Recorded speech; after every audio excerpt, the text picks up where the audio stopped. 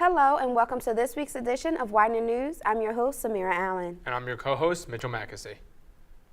Widener's engineering program has received a $1.5 million grant. The grant is a commitment to support undergraduate and graduate students' research and will establish the Sabbath Family International Engineering Fellowship. The commitment is from the president of Human Resources Group for Consolidated Contractors Company in Athens, Greece. Deb Morley will serve as the new director of the Wolfgang Memorial Library. Morley will oversee all library staff as well as to foster collaboration between library and academic administration. She comes from Drexel University, where she served as the director of data and digital stewardship.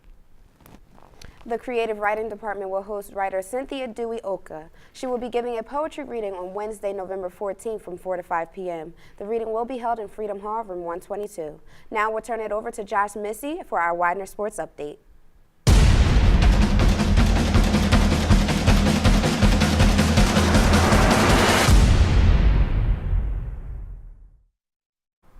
Thanks, Samira. Widener women's soccer team fell to FDU Florham 1-0 on Sunday, eliminating them from the ECAC playoffs. The Pride finished the season 8-7-3. This was the furthest they advanced in the playoffs since 2002. Widener women's basketball team opened their season with a victory on Sunday. They defeated St. Mary's College of Maryland 67-56. Devin Rimmer led all scorers with 18 points, and Madison Ireland had 11 points, 7 rebounds, and 5 assists.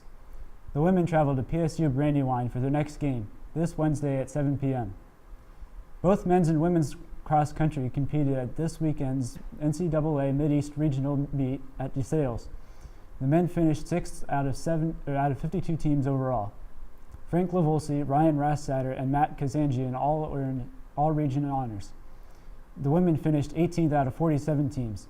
Jessica Chappelle was the Pride's top finisher, coming home with 74th out of 341 runners. Now for some Philly sports news. The Eagles took another disappointing loss, losing to Dallas 27-20 on Sunday Night Football. Philadelphia never led in the game, despite 2 touchdowns from Zach Ertz. The 4-5 Birds traveled to New Orleans this Sunday to take on the Saints. The Sixers defeated Miami 124-114 last night, behind 35 points from Joel Embiid. The big news from the club is the acquisition of Jimmy Butler, who was introduced today. He is expected to make his debut this week against Orlando. On the ice, the Flyers return to action with 2 home games this week, starting tonight against the Florida Panthers and again on Thursday against the New Jersey Devils. That's all for this week's Widener Sports Update. Now back to Mitch and Samir for more news. Thanks, Josh. Wildfires continue to cause damage in Southern California. Tens of thousands of residents have been displaced and 30 people have died. The blazes started Sunday near Thousands Oaks and have spread throughout Ventura County. Now for a look at weather in Chester, here's Kyra Jones. Hello, welcome to Widener Weather. I'm Kyra Jones. Brisk temperatures are officially here, so break out the coats and boots. Tomorrow will be partly cloudy with a high of 41 degrees. On Thursday, the snow arrives with a mix of rain with a high of 35 degrees. On Friday, the rain continues with a high of 45 degrees. Saturday and Sunday are perfect fall days, so get out and enjoy those nice fall temperatures. Saturday is sunny with a high of 49 degrees. Sunday is sunny as well with a high of 48 degrees. Well, that is all I have for you this week on Widener Weather. Now back to more news with Samira and Mitch.